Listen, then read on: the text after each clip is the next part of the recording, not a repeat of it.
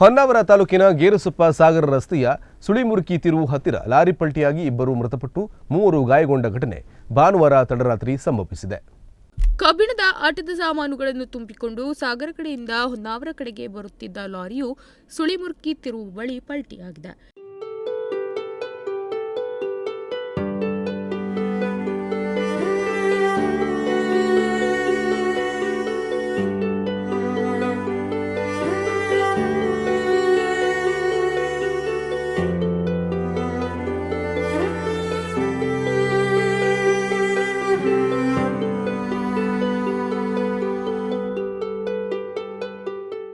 Lorry ಪಲ್ಟಿ ಹೊಡೆದ ರಭಸಕ್ಕೆ ಚಂದ್ರೇಶ್ ಯಾದವ್, ಮುನ್ನಾ ಇರುವರು ಸ್ಥಳದಲ್ಲೇ ಮೃತಪಟ್ಟಿದ್ದಾರೆ.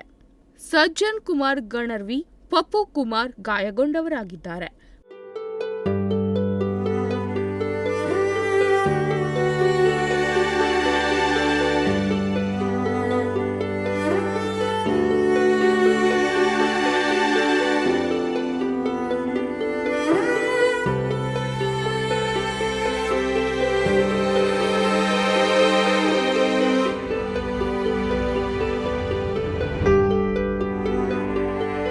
ಮೃತರು ಮತ್ತು ಗಾಯಾಳುಗಳು ಬಿಹಾರ ರಾಜ್ಯದವರು ಎಂದು ತಿಳಿದುಬಂದಿದೆ. ಗಾಯಾಳುಗಳನ್ನು ಹೊನ್ನಾವರದ ತಾಲೂಕಾ ಸರ್ಕಾರಿ ಆಸ್ಪತ್ರೆಯಲ್ಲಿ ಚಿಕಿತ್ಸೆ ನೀಡಲಾಗುತ್ತಿದ್ದು, ಹೊನ್ನಾವರ ಪೊಲೀಸ್ ಠಾಣೆಯಲ್ಲಿ ಈ ಬಗ್ಗೆ ಪ್ರಕರಣ ದಾಖಲಾಗಿದೆ.